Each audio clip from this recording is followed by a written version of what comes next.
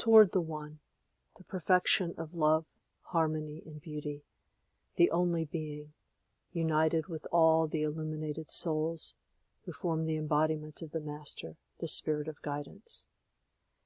And in this video, I continue the topic of Dhikr, and hopefully it will be a full video.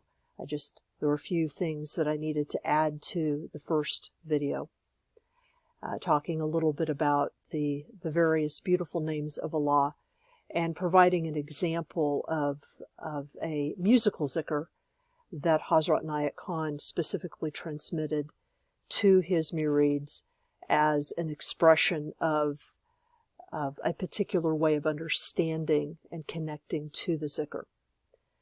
So let's go back and remind ourselves a little bit about the beautiful names.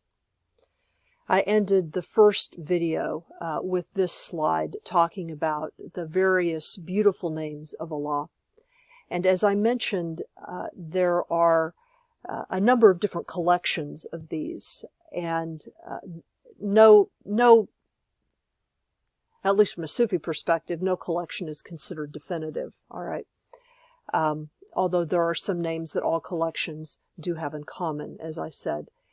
And what is interesting is that as Sufis have worked through the centuries, they have added to this list. So, the original 99 names were taken from various words or names of Allah or designations of Allah or evidences of Allah's actions, such as they were described in the Quran.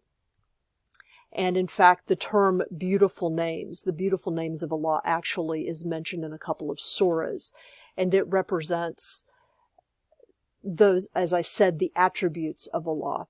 Now, Allah can have a lot of different attributes, and there are several groups of these beautiful names that contain names that by most human standards would be considered really difficult, like the Smiter, or the Humiliator, or the one who exacts justice, intense justice, like Muntaqim, or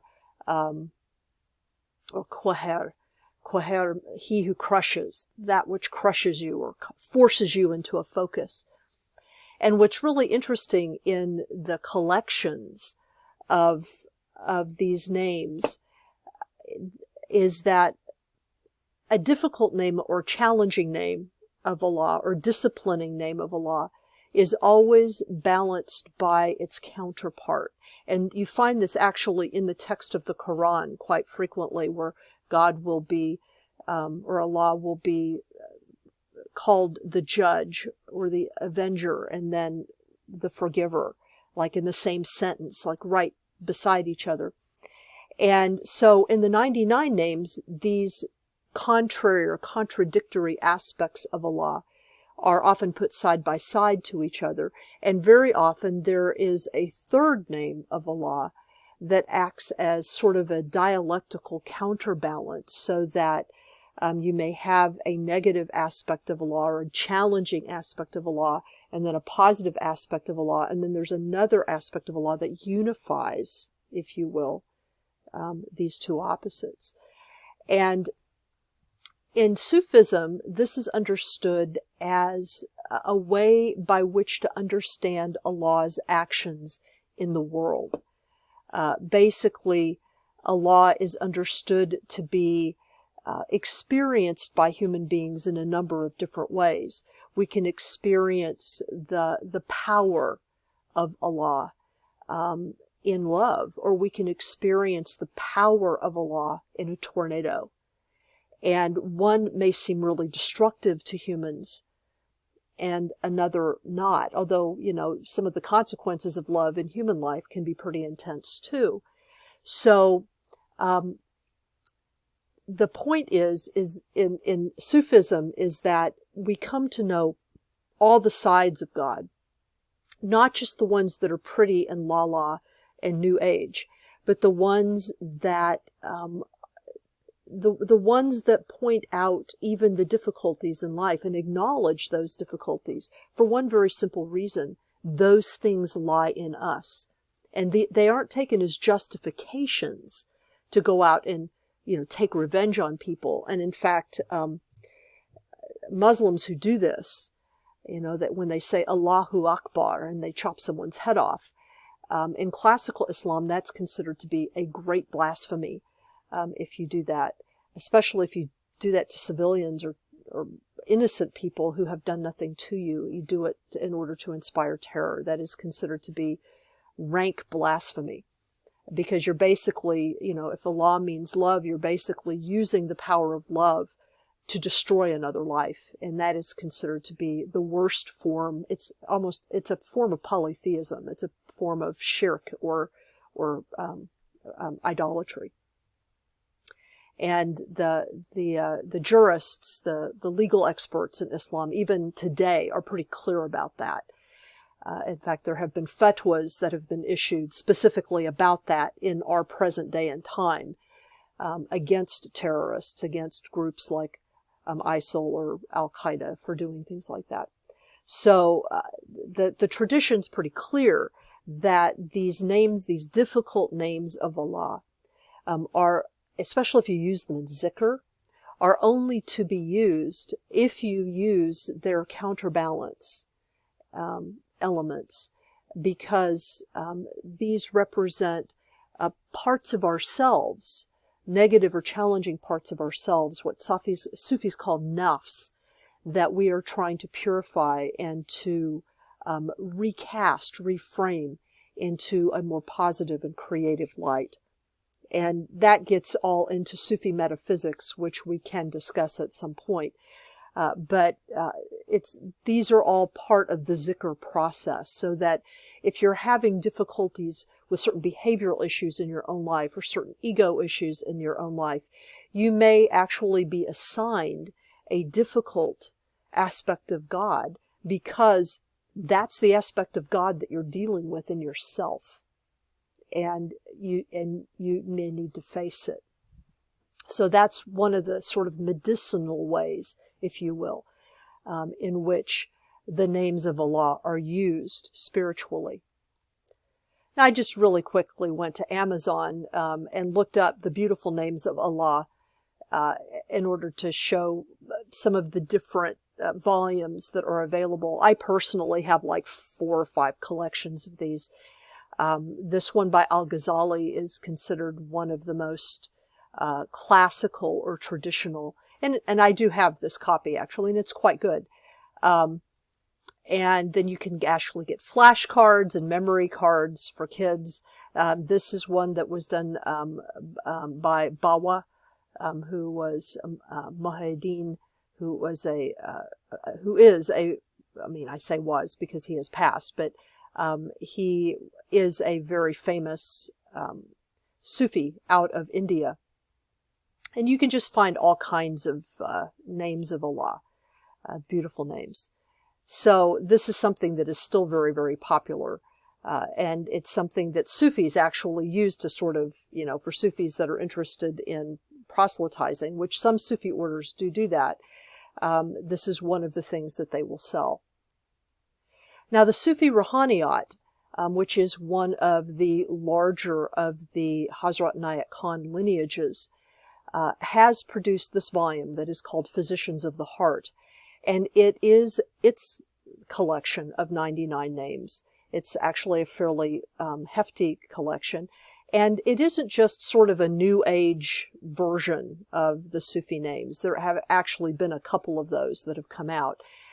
This is actually a pretty meaty volume because it involves not only popular Sufi practice, but Bilal Haid, who is my imam, and who is an Arabic scholar, has contributed substantial linguistic information to this volume.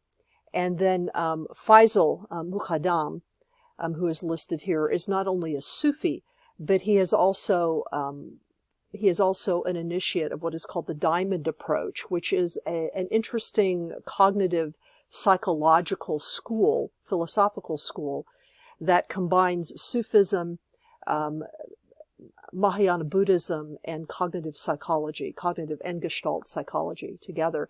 And so this has a very deeply traditional yet very modern approach, and it has become very popular apparently in other parts of the world.